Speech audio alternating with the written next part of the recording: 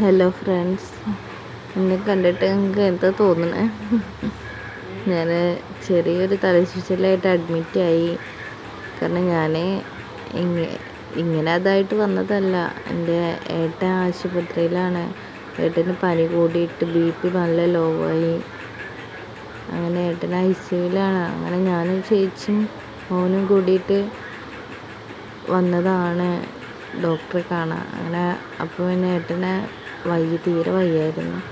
അങ്ങനെ ഏട്ടനൊക്കെ ICUവിലാക്കി. ഞങ്ങൾ കിടക്കാനൊന്നും സ്ഥലം ഉണ്ടായിരുന്നില്ല, റൂമൊന്നും കിട്ടിയിരുന്നില്ല.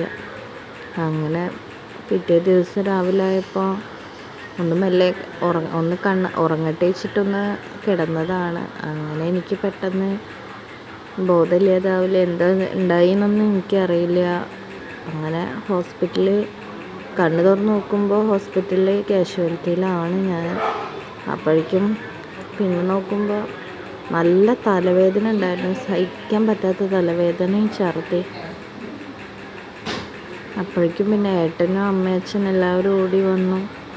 ചേച്ചിയായിരുന്നു ഒരു കൂടെ നിന്നിരുന്നത്. എന്താ ഏത് ചേച്ചി ഇങ്ങനെ പറഞ്ഞു തരുന്നുണ്ട്, നമ്മളെ ഏട്ടന് വയ്യാണ്ടായിട്ട് വന്നതാന്നൊക്കെ. അങ്ങനെ ഇപ്പോൾ ഇതാ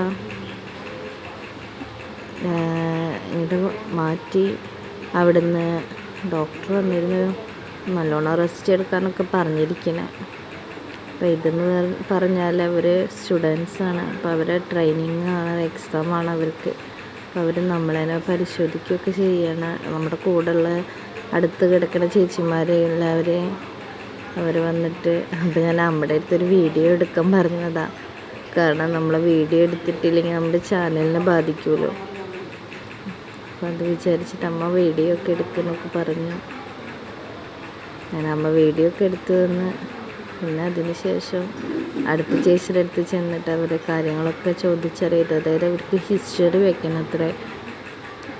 അങ്ങനെ കണ്ണൻ ചോറൊക്കെ കൊണ്ടുവന്ന് തന്ന ചേച്ചിയുടെ മോളാണ് കേട്ടോ. മോളെ എക്സാമൊക്കെ കഴിഞ്ഞ് വന്ന് അമ്മയ്ക്ക് ക്വസ്റ്റ്യൻ പേപ്പർ കാണിച്ചു കൊടുക്കുക. 2 ദിവസം ഇന്നലെയൊന്നും ഭക്ഷണം കഴിച്ചിട്ടേ ഇല്ല.